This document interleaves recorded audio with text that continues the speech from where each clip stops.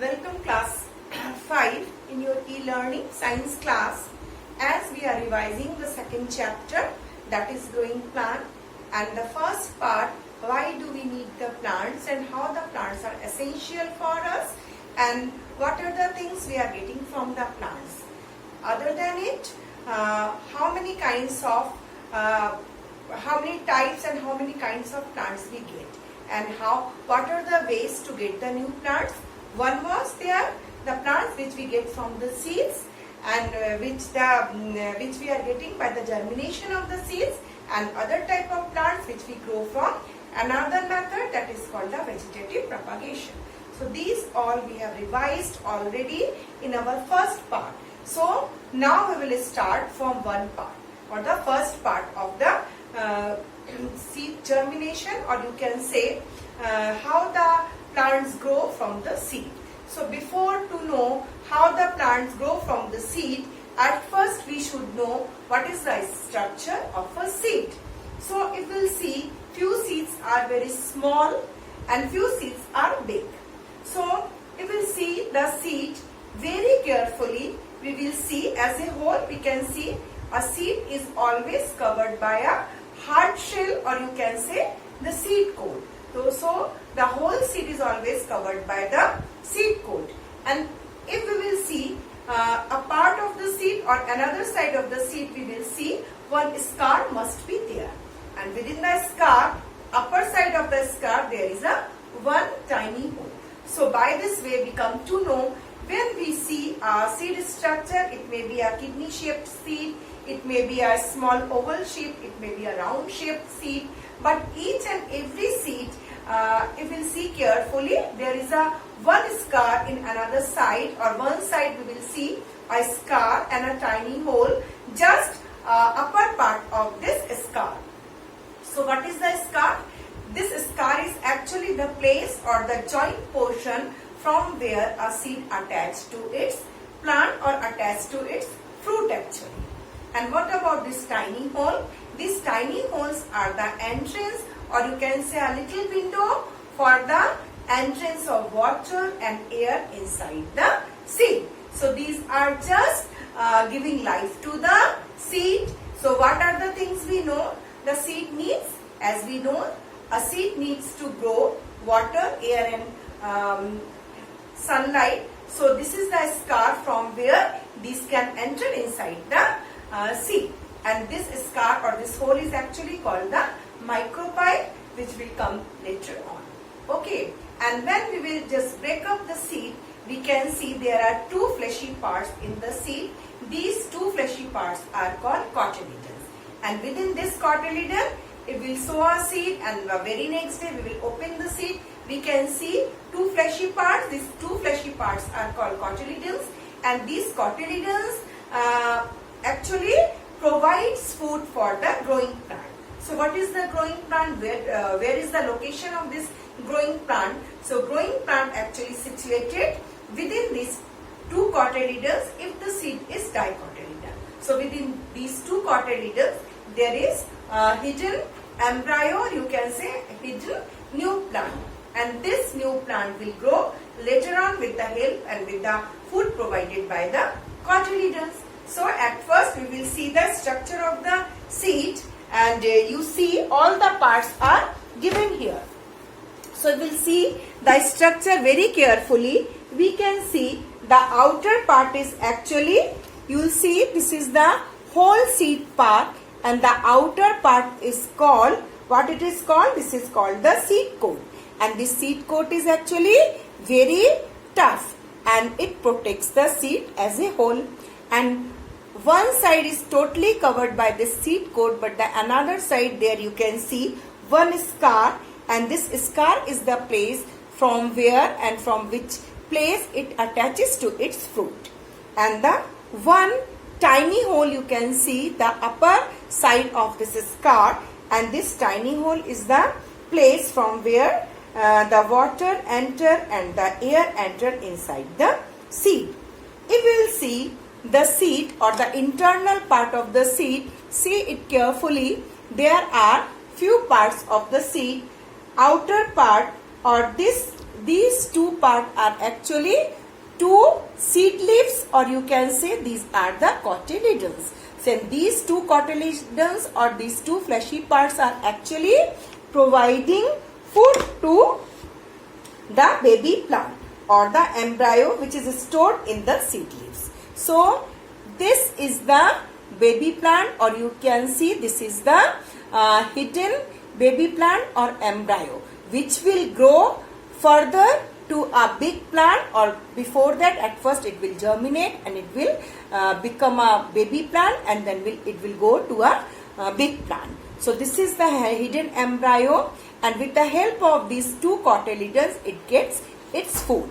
If we will sow the seed, then from this micropyle the water enter inside the seed and it provides water to the seed. For that reason, these the outer part or the seed coat becomes swollen up as the water enter inside. So these two cotyledons become swollen up, and this seed coat become burst out, and this tiny embryo grow from the seed.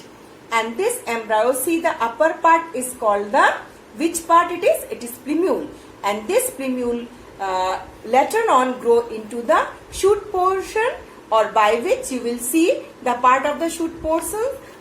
Shoot portions are leaf, branches, stem. These all will grow from this plumule part, and the rest or the part which goes directly or towards the gravity, or you can say towards the soil, that part is called the radicle, which later on grow into the root system. So these all parts are actually very essential part for a baby plant, and you can say these parts grow into a new plant. So seed is a part of the fruit, or you can say seed is the basic or the unit structure from which a new tree or the trees or the plants become grown. So this is the structure of the seed. We have seen the outer part of the seed as well as the internal structure of the seed. Now we have seen few seeds have only one structure or one cotyledon. The seeds which are having only one cotyledon, those seeds are called monocotyledon seeds, and the seeds which are having two cotyledons or two leaves, seed leaves, these are called dicotyledon seeds. So how we will come to know which one is the monocotyledon seed and which seeds belong to dicotyledon seeds? If we will just try to break the seed, if it divided into two parts, that means if the whole portion of the seed become divided into two parts, that means that seed is a dicotyledon seed. And if the seed is not being break up into two parts and it is just as a whole, so that seed belongs to monocotyledon seeds. So now we will see that how the seed grows or how the seed germinates. But before that, we will discuss that the seed actually plants within one foot. We can see there are lots and lots of seeds, isn't it? So is it all these seeds grow into new plant? If all the seeds will grow into new plants, then there will be plenty of the trees. But we do not see that much plants or that much trees in our environment, because there are some natural things which prohibits for the growing of all seeds into a new plant. So as we know, plants produces lots of seed, but few seeds or lots of seeds are being eaten up by some animals or by some birds. So these are being destroyed and eaten up, isn't it? And few seeds are actually, they are gathering together and they are crowding within one place. So when the seeds are crowding within one place, there will be no sufficient of water, air and sunlight. So due to lack of their nutrients, these seeds will become not grow into the new plants. So this is the lacking of some nutrients. Maybe they are not growing into the new plants. And the last one is that there may be some destroyed by maybe there is lots of rain, so the plenty of the lots of the water which is needed, how much amount is needed for the growth of the seed, maybe the seed get more of it. So the due to excessive water, the seed will become spoiled or rotten up or spoiled, or maybe there will be no water, plenty of air, plenty of soil, but these are not sufficient. All things should be in a proper amount. If the water, air or sunlight, anything is lacked in quantity or not sufficient, then seeds will not grow into a new plant. So these all are the factors on which the seeds depend. And the last one is due to insufficient of air, water and sunlight, maybe seeds will become not just grow into a new plant. So these are the 2 points actually. First one is maybe it is getting excessive heat, maybe it is getting excessive water, so the seed will spoil.